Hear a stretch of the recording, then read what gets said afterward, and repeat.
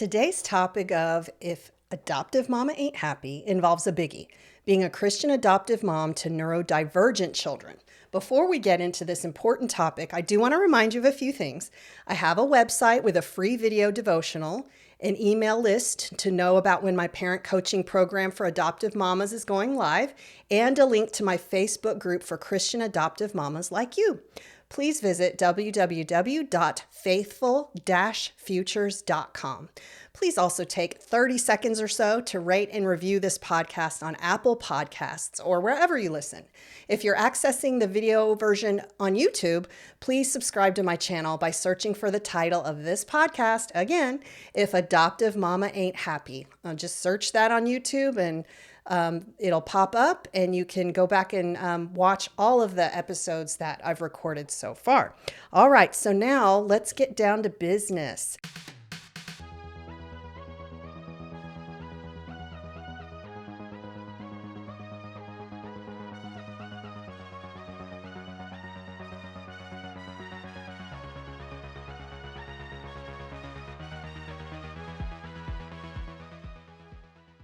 Neurodivergence. Let's talk about how to define it. So neurodiversity is everybody in the world. We're all neurodiverse. We all have different ways of thinking, but neurodivergent is a little bit different. So before I get into the definition of it, let me just, remind you that motherhood is filled with both joy and challenges. And when you're parenting a neurodivergent child, those challenges can feel even more unique. For adoptive moms, balancing the complexities of adoption with the needs of a child who experiences the world differently is no easy feat. Neurodivergence includes a range of conditions, including autism, ADHD, dyslexia, and more.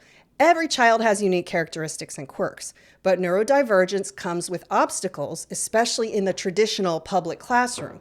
Fortunately, the rise of homeschooling allows parents to differentiate their children's educational needs beautifully, and many of you may be able to afford private schools, tutoring, and therapeutic treatments. If you're not one of these parents, though, don't distress, as the tips I'll share with you today apply to all Christian adoptive moms with neurodivergent kids. So, tip 1, embrace your child's uniqueness.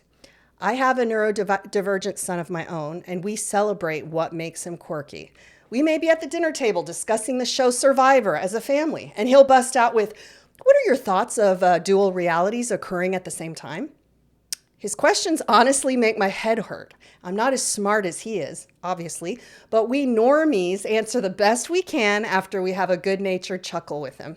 I think about all the tremendously talented artists, musicians, poets, scientists, and business people who could have only become successful, not in spite of, but because of their neurodivergence.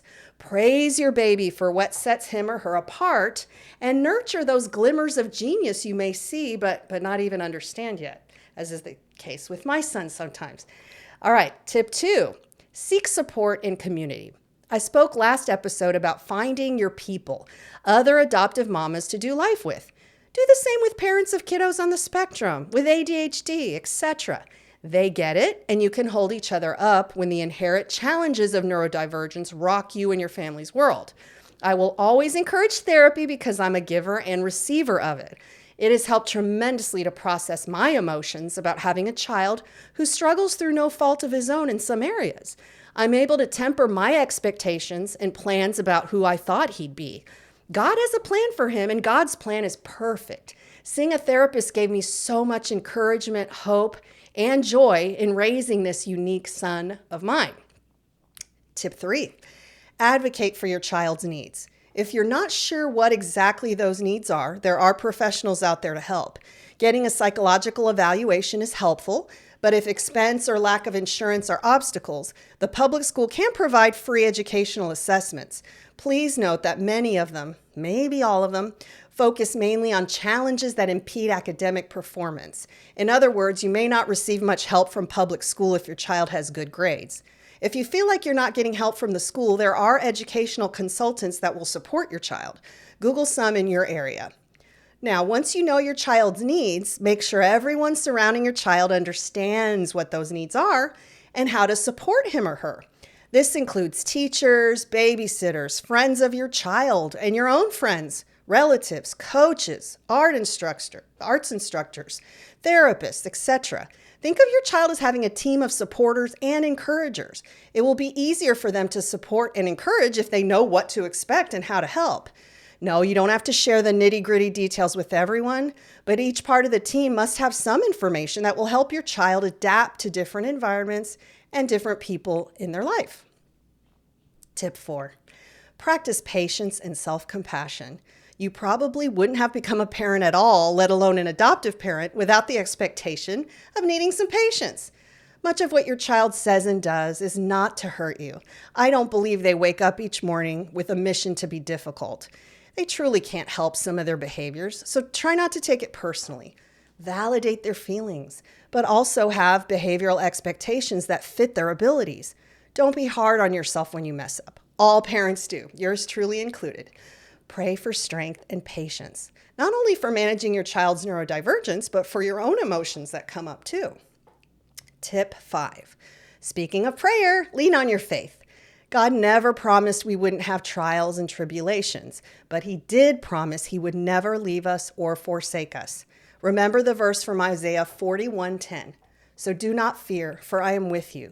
Do not be dismayed, for I am your God. I will strengthen you and help you. I will uphold you with my righteous right hand. Let these words be a comfort and a reminder of God's presence in your journey. With Jesus, you're never alone, and neither is your child. Remember that not only is your adopted child a blessing to you, but you are a blessing to them. Don't take this blessing lightly. God chose you to be the mama of this precious child. That was part of the perfect plan he has. Now, as you navigate the path of raising a neurodivergent child, know that you are doing incredible holy work. Your love, dedication, and faith are shaping a beautiful story of resilience and grace. Celebrate the victories, no matter how small, and hold on to the truth that you are equipped and chosen for this journey. Thank you for joining me this week for another episode of If Adoptive Mama Ain't Happy. Remember, you are seen, you are loved, and you are not alone. Until next time, may your days be filled with peace and your hearts be filled with God's enduring love. Thank you for accepting the call to adopt. Jesus loves you, and so do I.